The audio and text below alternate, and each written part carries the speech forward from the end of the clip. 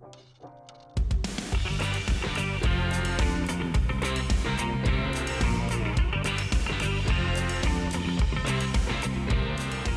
the sax was under the bed for a year, full of dust, and I got it out to play on your song. On my song? Yeah. I brought you out of retirement. That's for right, one yeah. last job. Yeah, well, I was drunk and I said I'd do it. I get comments from Ben which include stuff like, can you make it sound more floral, or can you make it sound like it's in a whiskey jar? And it's my job to interpret those things and bring them to life. So I met Ben here at Big Pink Music when he and the Believers came in to record For All the Silence in the World. On that song, they collaborated with the Ambersons, and Midge, the singer of the Ambersons, is Andy's brother, and Andy runs Big Pink Music.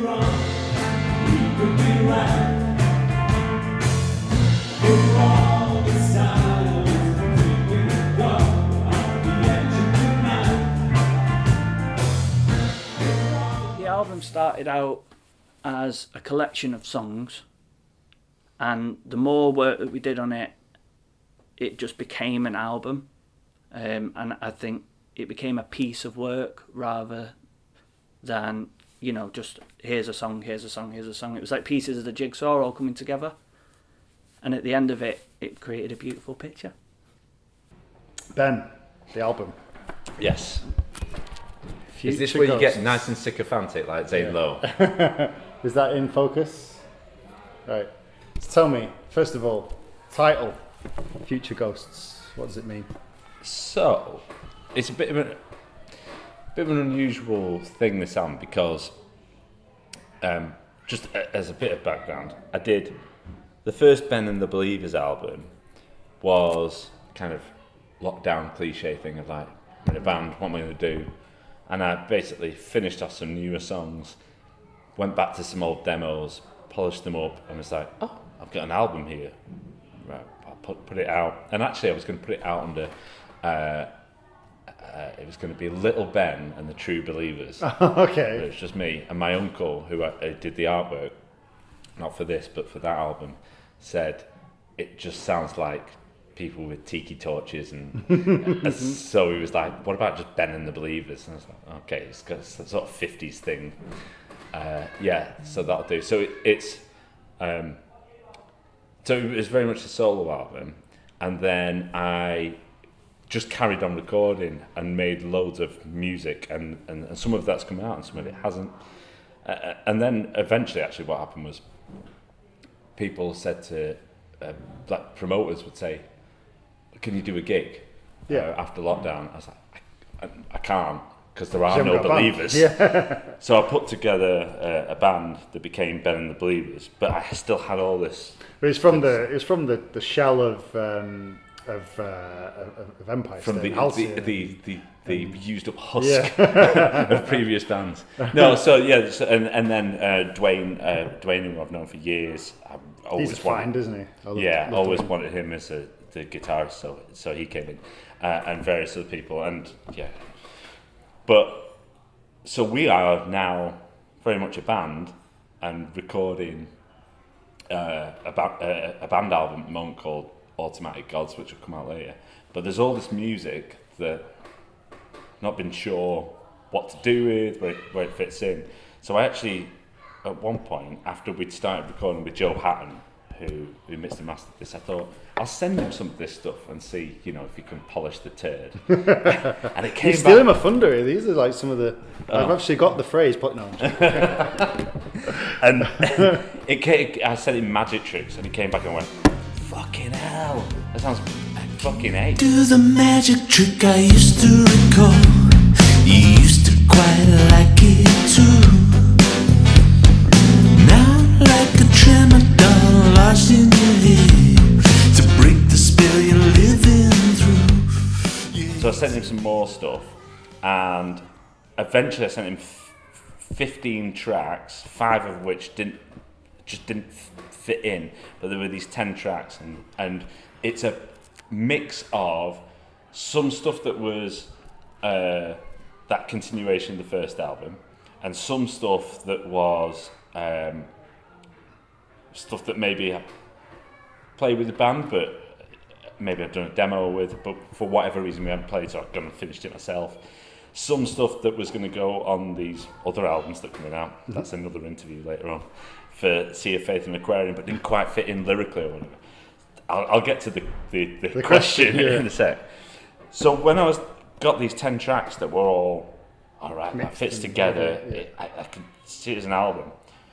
There were just these themes that kept coming up about ghosts and future. So it's like, and I just then had this phrase, future ghosts, and then it just seemed to tie everything together. I think you won't be happy till you give up the ghost.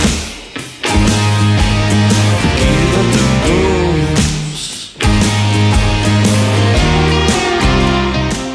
ghost. I did notice that because there's quite sort of dark. It's quite a pop album. Obviously, that's your style. That's the kind of music you write. But there's a lot of kind of dark themes I saw in the album. Like I heard rather. There's like I've written down some notes here. So there's ghosts, murder, loneliness. Murder? What's the murder? Yeah, there's a couple of references to murder. There's mafia killings. I remember seeing that and hearing that. There's some quite dark themes in there, and I was going to ask about whether that came. Is everything okay? That's coincidental, and maybe just my dark heart opening up. I mean, it's not. It doesn't make for a great pop song, does it? To be singing about sweetness and light. So you want to tap into some of the darkness in yourself and humanity. Spent 40 nights feeling like the freedom of the city. It's like yours, your mind, but you never had the bliss in the dark. Hold in your head, roughly about the size of a lemon. Reach it once, sailing on a sea of hate. If you don't lose your mind, can I lose your mind? I mean, this is your first album on vinyl, right? It is the first album. So how does that feel to actually have a physical record that you can? I gotta say, absolutely amazing, because I've over the years with different bands and what have you put stuff out on CD, and that's exciting enough, right? I'm like you, a big CD collector. Yeah, that's well exciting, but to actually have it on vinyl, and when you're just like, I got it in the post the other day, and it's just like, it's, and then I listen to it, and it sounds. Does it sound mint? It sounds absolutely amazing. As I was saying to you, I was like, depends on your taste in music to whether it sounds good. But like, if you like this album, on vinyl is the way to hear it. It sounds really good. I really like the inner sleeve, actually. So when I saw the two images side by side, I thought this was the cover. You thought that was the cover, yeah. But now you've told me that the kind of story, I guess, is that it's this old couple. Yeah. And this could be deliberate. It could just be, talking out my ass. But I see in this that this is 20 years later. This is the 70s, and this is one of them has passed away, and that's an urn. Yep. Is that deliberate, or did I just make that up? That's exactly what it is. So this is his car, and that's the urn, and he's in there. Oh. And she still lives in this house. This actually is, in my mind, is the 90s, but she's not updated a house since the 70s. Okay. I saw the car. Is it like a Cortina or something? It is, and I don't know about cars at all. It is a Ford Capri Mark II. Oh, okay. In 48 hours, there goes 28 years. In 48 hours, 28 years.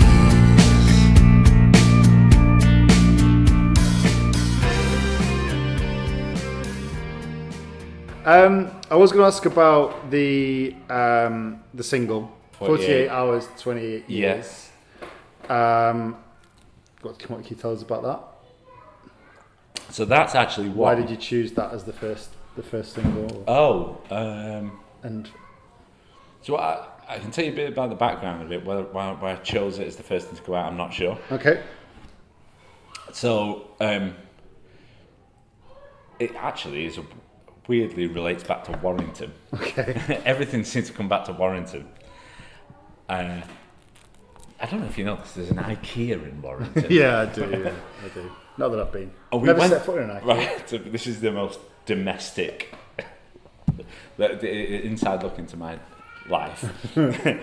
We went to IKEA on a Sunday, as you do. For your anniversary. Yeah. No, do you know what? For our anniversary this year, do you know where I took Julia? A jail. I took her for a tour around a jail in Anglesey. We both loved it. It was great. So I went to IKEA to get a specific kind of bookcase. You know what I'm talking about? Yeah, of course, yeah. And they didn't have it. It was out of stock. I was like, what the fuck? So I went on Click and Facebook. collect, mate. Yeah, but anyway, I just thought, come on, it's IKEA Warrington, you know, everything. And then I went on Facebook Marketplace and looked for the exact same thing, and it was like just round the corner in Warrington, someone's selling this. Oh, wicked. Yeah. So we went there, and in fact, they're in my living room now. And we went there, and I went in to collect them, and I had to take them apart from the moon. And there was a woman and a man in there, and very clearly, they were getting divorced. Oh, because that's what it was. I thought that you and Julia were having problems. Yeah, no. My home life is lovely, so I have to live Because I could hear vicariously that through on the other song. people's misery. I could hear that on the song that it was about. I was like, surely he's just written about someone else, but maybe he's written from his own experience. But We had to go back and forth to get the stuff, while these two people were just like disintegrated. They weren't arguing, obviously, but you could just feel this tension of that this marriage has fallen apart. And that's why they were selling the furniture. And I'm picking my up the God. furniture. Oh God, So- you're like a vulture picking over the bones of the. Did you go? Did you have to look at his record collection?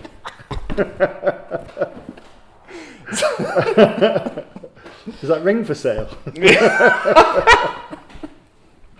So yeah, so I wrote in. So when there's a line and it says, when the guy picked up the chair, I changed the chair because it just sit better in it. When the guy picked up the chair, I thought you changed your mind.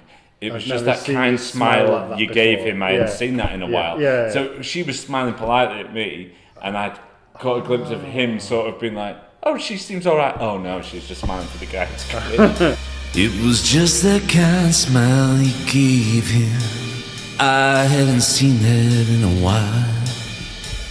In 48 hours, there goes 28 years. You don't know why I thought this is what it needed, but I wanted to do a kind of Nirvana unplugged style okay. thing. And actually, if you listen to the track, I probably shouldn't say this, but fuck it.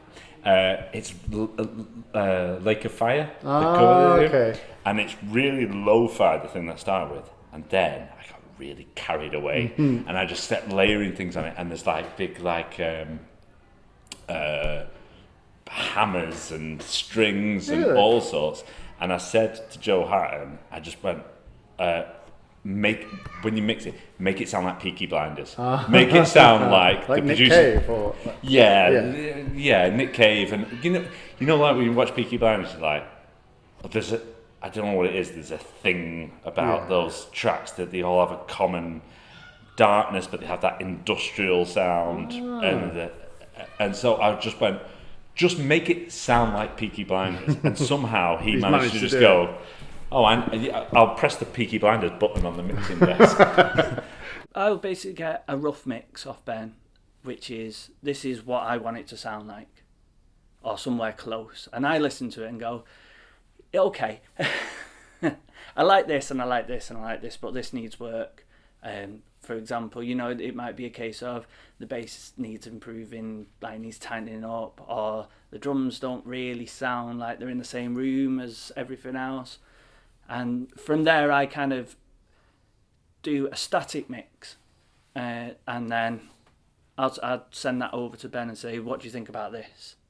And he'll be like, yeah, that's much better, or I like that, but maybe change this back to how it was. Can we make this more like the rough mix? Can you give me more of what you've done? I don't have the final say. The artist always has the final say. However, I will do my very best to convince them that I am right. If there is anything that I ever feel needs re-recording, I will absolutely speak up and say it. Because a good performance beats a good mix. That's the end of it. Makes your job easier.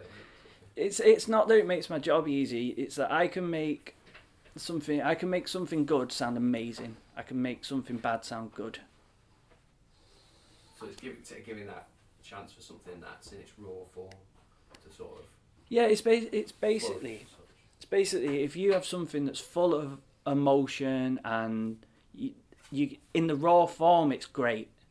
You polish that up, it becomes legendary. It becomes fantastic. If you get something that's, say, it's an out of tune vocal, that's fine if the emotion's there and it feels powerful.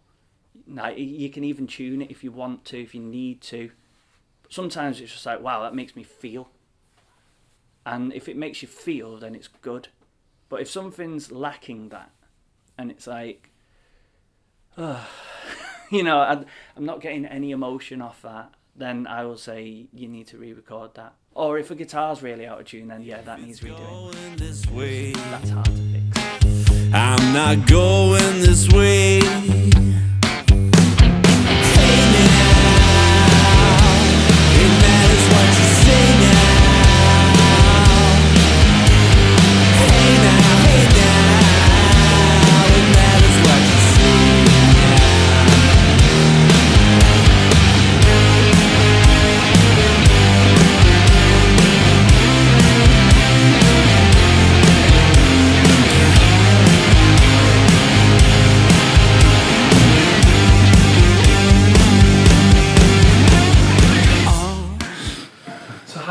How did you first meet Ben? I met Ben about 2 months ago in the pub. So I was there having a drink and someone introduced us and said that I played sax, and Ben said, oh, I've got a couple of tracks that could do with sax, and are you interested? And I said, aye, why not? The sax was under the bed for a year, full of dust, and I got it out to play on your song. On my song. Yeah. I brought you out of retirement That's for right, one last job. Yeah, well, I was drunk and I said I'd do it. And I held you to it. Yeah. And do you regret it? No, I don't regret it, no. I know it sounds like the stupidest thing to say, but it's like, it sounds like a really great saxophone on my record, and I've never looked at the pulpit there.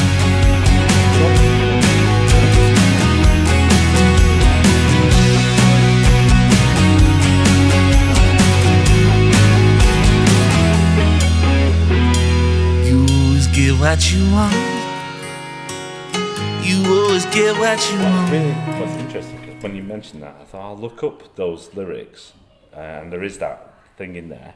But this is something I didn't actually clock until right now, which is the final line in the song is, the final verse in the song is the same, except the very last bit. So it's, sometimes the grass is really greener, malice in the light of chance, in the house you built but never lived.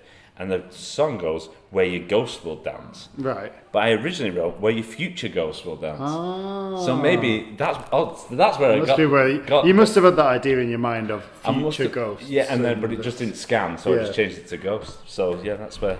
So that answers that question actually from before, where I was much more. Well, my very first question. Yeah. So in a roundabout way, you've just taken 40 minutes to answer my first question. Yep. But that's pints, isn't it?